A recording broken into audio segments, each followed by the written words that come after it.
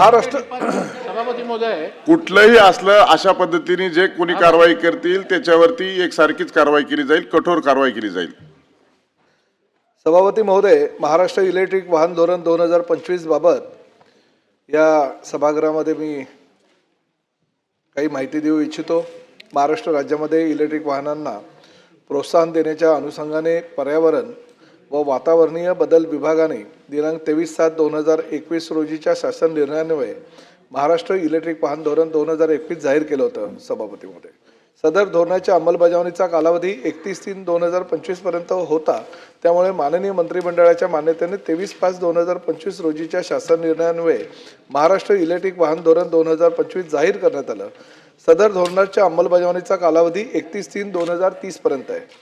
प्रामुख्यानं सदर धोरणांमध्ये पुढील बाबीचा समावेश आहे. सभापती महोदय, इलेक्ट्रिक वाहनांच्या खरेदीकरता फार मोठ्या प्रमाणात आपण कर सवलत देतोय. त्याचबरोबर इलेक्ट्रिक वाहनांच्या खरेदीसाठी आर्थिक प्रोत्साहन देतोय. मुंबई पुणे यशवंतराव चव्हाण द्रुतगती महामार्ग, हिंदू हृदय सम्राट बाळासाहेब ठाकरे महाराष्ट्र समृद्धी महामार्ग, अटल बिहारी वाजपेयी शिवडी न्हावा सेवा सेतू या ठिकाणी इलेक्ट्रिक वाहनांना 100% आपण पथकर माफी दिलेले. सभापती महोदय, राज्य व राष्ट्रीय महामार्गावर प्रत्येक 25 किलोमीटर अंतरावर चार्जिंगची सुविधा उभारणे, चार्जिंग विषयक पायाभूत सुविधांसाठी आर्थिक प्रोत्साहन देणे, इलेक्ट्रिक वाहने चार्जिंग विषयक पायाभूत सुविधांच्या संशोधन विकासनास प्रोत्साहन देणे, कौशल्य विकास व प्रज्ञेचे विकसन करण्यावर भर देणे, याबाबतचे अभ्यासक्रम स्वीकारणाऱ्या संस्थांना सवलती देणे, अशा प्रकारचे अनेक निर्णय हे राज्य शासनाच्या वतीनं घेण्यात आलेले आहे.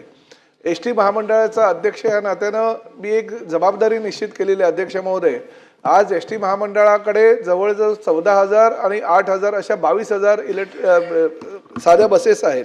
साधारणतः 800च्या आसपास इलेक्ट्रिक बसेस आहेत. परंतु 2037 पर्यंतचं एक टार्गेट देऊन मी माझ्या सर्व संबंधित अधिकाऱ्यांना एक सूचना केलेली आहे की देशाचे पंतप्रधान आदरणीय नरेंद्र मोदीजी, राज्याचे मुख्यमंत्री आदरणीय देवेंद्रजी आणि दोन्ही उपमुख्यमंत्र्यांनी असं निश्चित धोरण ठरवलेलं आहे की पुढल्या 10 वर्षात किंवा त्या पुढील 10 वर्षात म्हणजे 2047 पर्यंत महाराष्ट्रामध्ये संपूर्ण गाड्या या ई व्हेकल असल्या पाहिजे. परंतु त्याची सुरुवात टप्प्याटप्प्याने आपल्याला करावी लागेल. म्हणून अशा योजना आपण त्या अंमलबजावणी ह्या योजनांची करतोय. सभापती महोदय, एसटी महामंडळाच्या ताब्यात असलेल्या जवळजवळ 22,000 बसेस ह्या 2037 पर्यंत टप्प्याटप्प्याने इलेक्ट्रिक वाहनांमध्ये त्याचं रूपांतर कसं होईल अशा पद्धतीची एक योजना आम्ही आखलेली आहे. आणि त्या योजनेच्या माध्यमातून 2037 पर्यंत एसटी महामंडळाच्या पूर्णतः सर्व बसेस ह्या इलेक्ट्रिक बसेस येतील, हा निर्णय आम्ही आमच्या महामंडळाच्या माध्यमातून घेत आहोत. त्याचबरोबर पूर्वी आम्ही धोरण जाहीर केलं होतं की दरवर्षी 5,000 बसेस या डिझेलच्या आपण घेऊया, म्हणजे 5 वर्षामध्ये 25,000 बसेस या डिझेलच्या येणार होत्या. अध्यक्ष महोदय, परंतु आम्ही असा निर्णय आता घेतलेला आहे की ज्या 8,000 डिझेलच्या बसेस ऑलरेडी आम्ही घेतोय आणि त्या डिस्ट्रीब्युशन करण्याचं काम सुद्धा आम्ही चालू केलेलं आहे. परंतु पुढच्या सगळ्या ज्या बसेस आम्ही फक्त इलेक्ट्रिक व्हेकल महामंडळाच्या माध्यमातून घेणार आहोत, जेणेकरून 2037 जे टार्गेट आहे ते टार्गेट आम्ही पूर्ण करू. परंतु तरी सुद्धा आमच्याकडे असलेल्या इलेक्ट्रिकच्या डिझेलच्या बसेस आहेत त्याचं इलेक्ट्रिक बसेसमध्ये रूपांतर करण्यासाठी एक योजना आम्ही आखलेली आहे.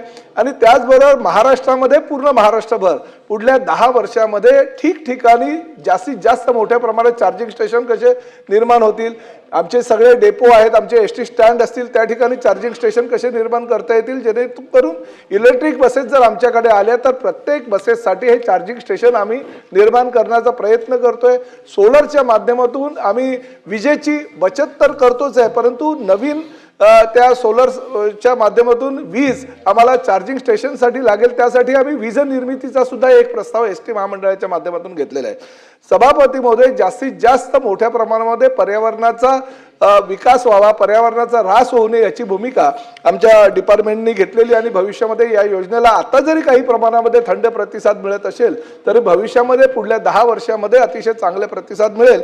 आणि एसटी महामंडळाच्या ज्या सर्वच्या सर्व बसेस आहे त्या बसेस म्हणजे शासकीय बसेसचं रूपांतर इलेक्ट्रिक बसमध्ये करणारं एसटी महामंडळ देशातलं कदाचित पहिलं महामंडळ महाराष्ट्राचं ठरेल अशी ग्वाही मी तुम्हाला देतो. आणि त्याचबरोबर अजूनही काही सदस्यांनी ज्या सूचना केलेल्या आहेत त्या सूचनांचं पालन करून अजूनही आमची जी सवलत देण्याची योजना आहे किंवा इलेक्ट्रिक गाड्यांची योजना आहे त्यासाठी सुद्धा अनेक योजना भविष्यामध्ये सुद्धा आम्ही आणू.